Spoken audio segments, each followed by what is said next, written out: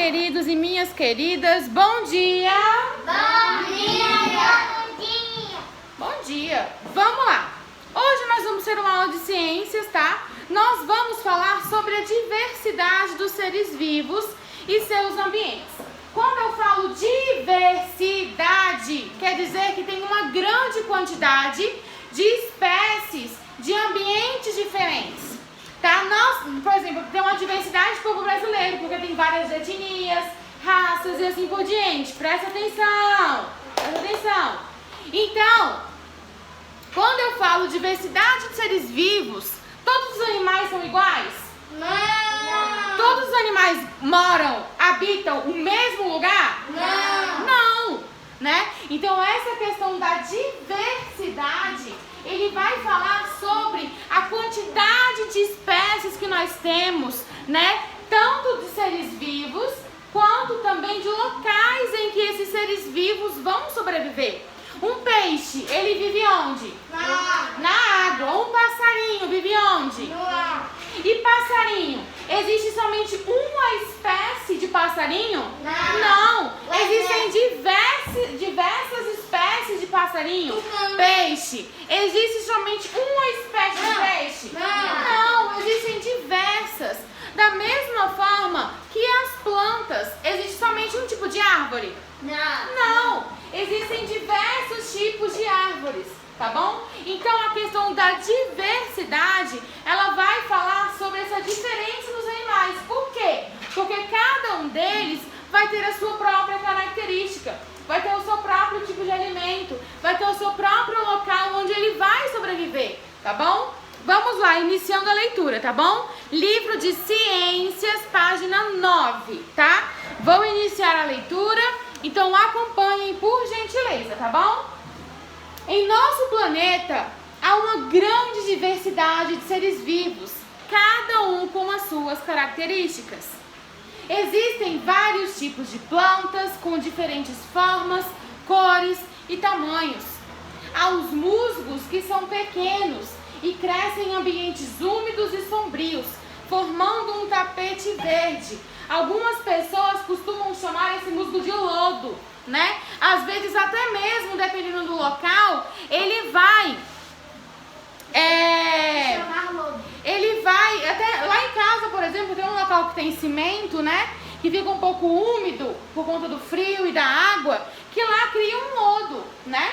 Então não cria somente nas árvores, né? Cria esse musgo, esse lodo, e ele é escorregadio. É uma plantinha, tá? Que é bem pequenininha que você vê nesses locais.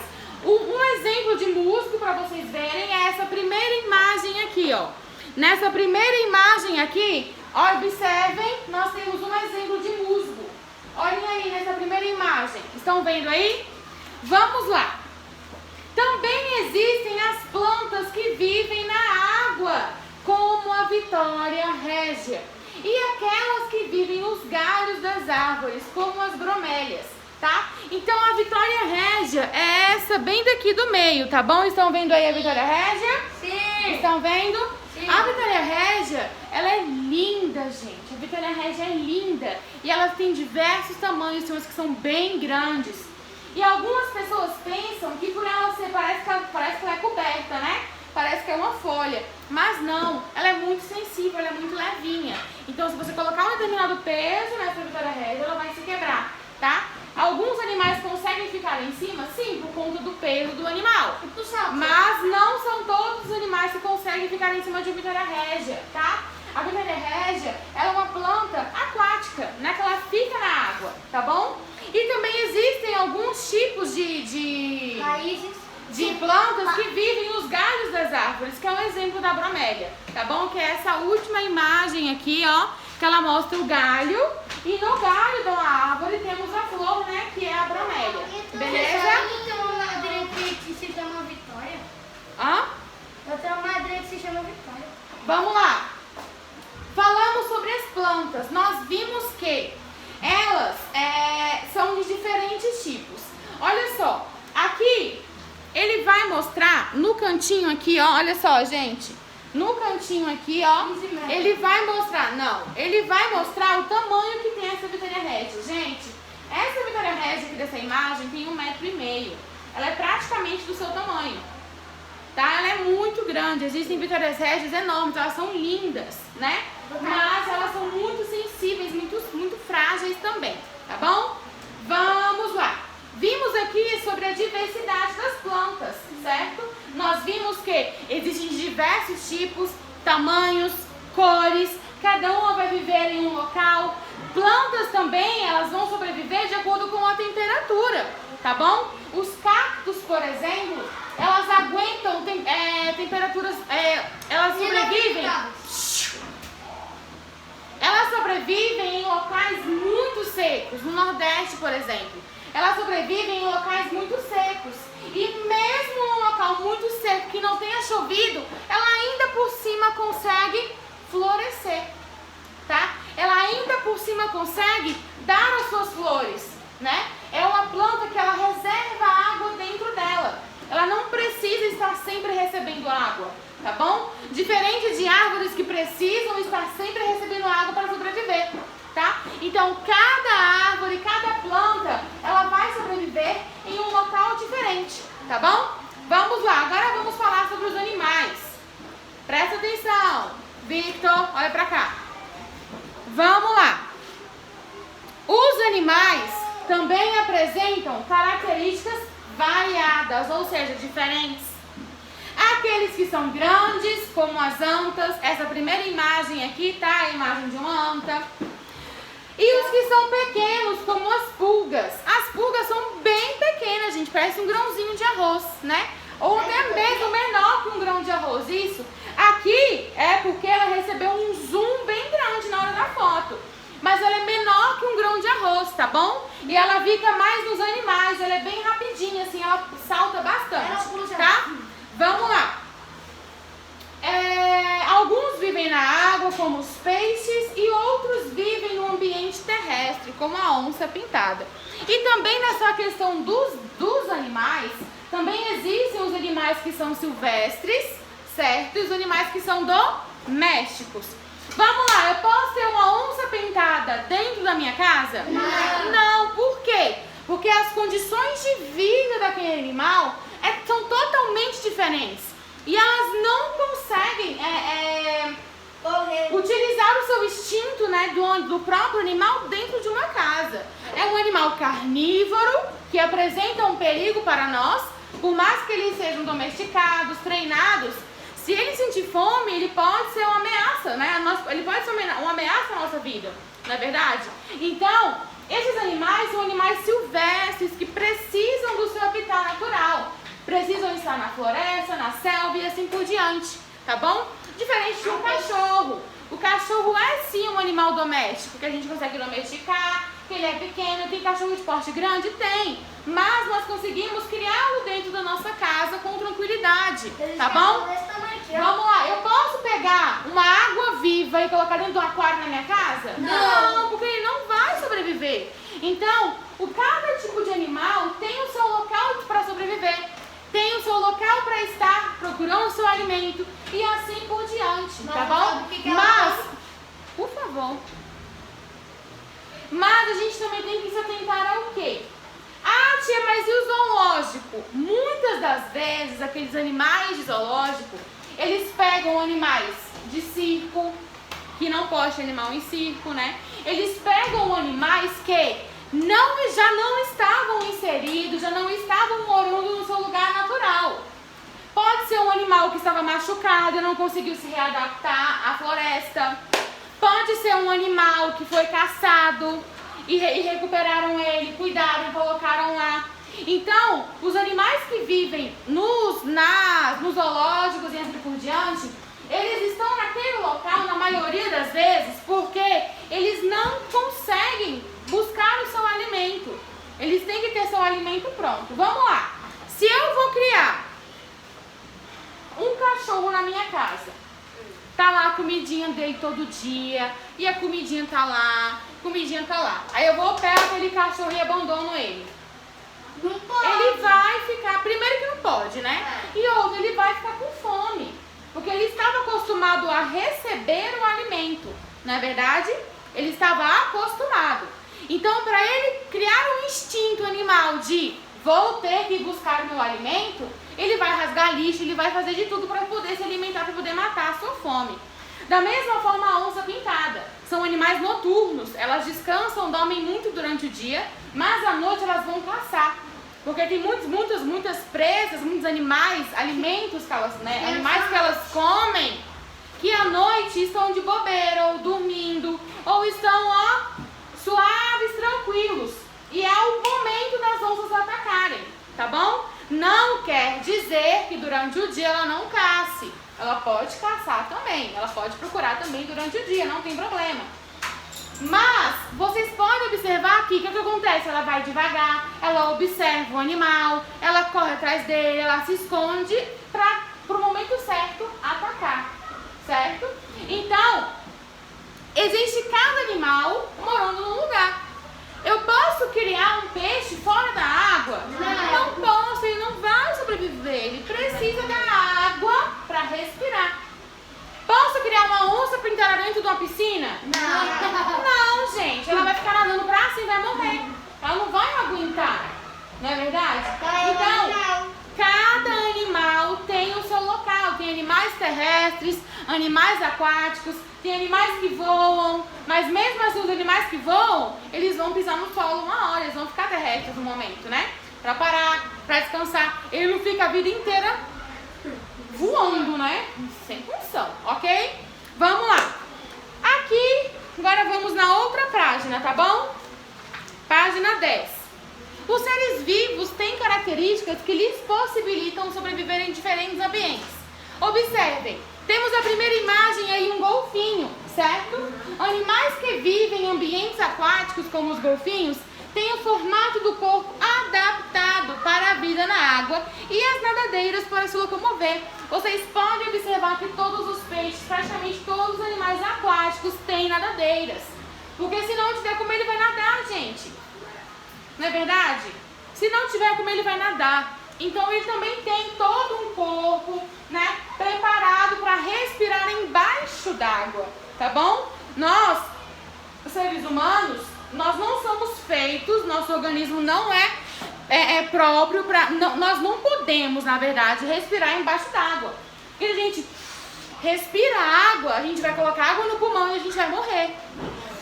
Certo? Então, quando a gente nada, quem faz natação, quem já nadou, enfim. Eu faço. Quando você nada, você prende a sua respiração. Prende a sua respiração para que você não respire a água ou engula a água, que faz mal para nossa saúde. Eu já engoli Tá? água. Já o peixe, o golfinho, o tubarão, a baleia, a estrela do mar, os outros animais, eles precisam respirar aquela água. Porque na água tem oxigênio. Elas precisam do oxigênio para sobreviver. Beleza, gente? Vamos lá. O macaco prego vive nas árvores. Ele tem braços ágeis e uma cauda que o ajuda a se locomover nos galhos. Se vocês observarem que já foi ao zoológico, ou até mesmo viu em algum desenho, em algum filme, os macacos têm a sua cauda longa. Principalmente esses menores, né? Os menores que ficam em árvores. Eles têm a sua cauda longa para quê? Para ajudar na sua locomoção nas árvores.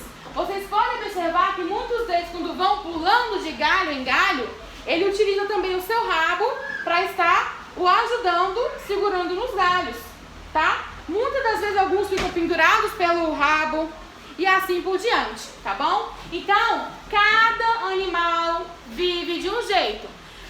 Vamos lá, como falou, o macaco tem braços ágeis. O que são braços ágeis? Ele consegue movimentar o seu braço rapidamente. Porque imagina só, gente, ele pular de uma árvore e ele de um galho e ele não for tão rápido assim para pegar outro galho, ele cai no chão. Então os braços ágeis, a agilidade que o macaco tem nos seus braços é para que ele consiga se locomover de galho em galho com muita facilidade, tá bom? Vamos lá, aqui tá falando dos cactos, que eu inclusive falei anteriormente. Fala bem assim: os cactos são plantas adaptadas a ambientes quentes e secos. Elas são capazes de armazenar a água no interior do seu caule. Além disso, tem folhas modificadas em espinhos, o que diminui a perda da água pela transpiração, tá bom? Então, gente, essa planta, como eu já falei, é um cacto que ela vai se adaptar. Olha na página, por favor. Que ela vai se adaptar de acordo com o ambiente em que ela estiver. Livro em cima da mesa. E por último, temos aí a imagem de um urso polar. O urso polar tem uma grossa camada de gordura embaixo da pele e o corpo é coberto por pelos longos e densos que o protegem do frio extremo. Tudo isso acontece por quê? Para protegê-lo do frio. Por aí que uma camada grossa de gordura já diminui o frio que ele vai sentir. Por aí ter pelos densos e grossos, que são fofinhos, também diminui o frio que ele está sentindo. Se eu colocar um cachorro no frio, que tenha um pelo baixinho, tipo um pincher, ele vai morrer de frio de fato. Por quê? Porque ele não é um animal feito nem preparado para estar vivendo na neve. Se eu levar um macaco, se eu levar uma onça, um tigre para um ambiente que tenha geleiras, que tenha gelo, eles vão morrer de frio. Por quê? Porque o seu corpo não é totalmente adaptado para receber esse frio. Diferente do urso polar. O urso polar, ele tem uma grande camada de gordura no seu corpo e uma camada de pelos. Tanto é que esse animal só consegue sobreviver no gelo. Zoológicos do exterior do Brasil, né, em outros países, que tem o urso polar exposto no zoológico, o ambiente que eles vivem é um ambiente todo planejado para o urso polar. É todo cheio de gelo no ambiente que o urso polar fica, tá bom? Então, por quê? Porque é o habitat natural dele. Eu não posso pegar um urso polar e colocar aqui no Brasil sem nenhuma estrutura, porque ele vai morrer com o tempo, vai ficar com muito calor e vai morrer. Tá bom, gente? Então, cada animal tem o seu local de sobrevivência. Cada animal vai sobreviver do seu jeito. Próxima página. As características dos seres vivos que lhes permitem habitar determinado ambiente são chamadas de adaptações. Essas características variam de acordo com o ambiente de cada ser vivo, aquático, terrestre, regiões quentes ou frias, tá bom? Então, cada animal vai se adaptar em um lugar diferente, tá? Como eu já dei diversos exemplos, tá bom? Cada animal vai viver num local diferente. O seu corpo está adaptado para aquele local, tá bom? Vamos lá. Aqui diz assim, é uma pesquisinha que vocês têm que fazer em casa, tá bom? Que diz assim, que tal conhecer mais sobre as adaptações dos seres vivos? Escolha um ser vivo, que pode ser um animal, presta atenção, ou uma planta, e com a ajuda de um adulto, pesquise em livros ou na internet quais são as características que lhe possibilitam viver em determinado ambiente. Depois registre as informações encontradas no espaço a seguir, finalizando com um desenho do ser vivo. Ou seja, presta atenção, chegando em casa, você vai pesquisar. Exemplo, vou pesquisar sobre o leão. Coloco aqui, nome do ser vivo, leão.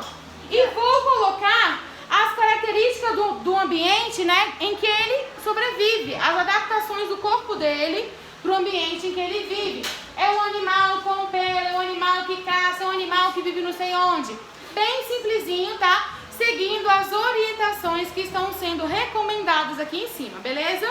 Na página seguinte, que é a página 12 e 13, também vai ser um dever de casa para vocês, tá bom? Beleza, gente? Também vai ser o dever de casa de vocês, tá? Então, a página 11, vocês vão fazer essa pequena pesquisa, tá? Para vocês aprenderem um pouco mais sobre algum tipo de ser vivo que você vai escolher. E pode ser um animal ou uma planta.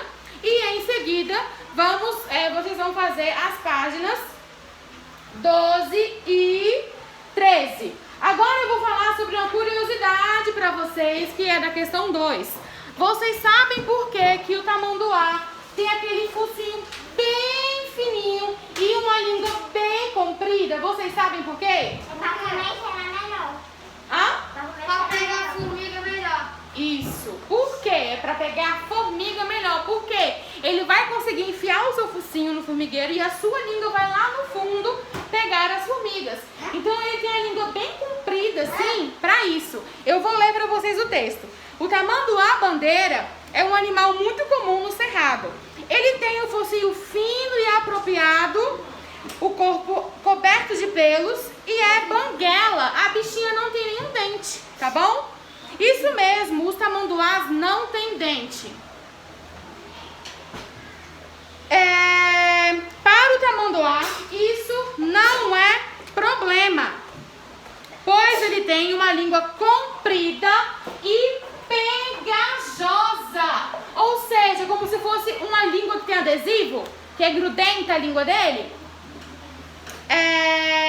que usa para capturar seu alimento predileto, cupim e formiga. Você já viu aqueles cupins?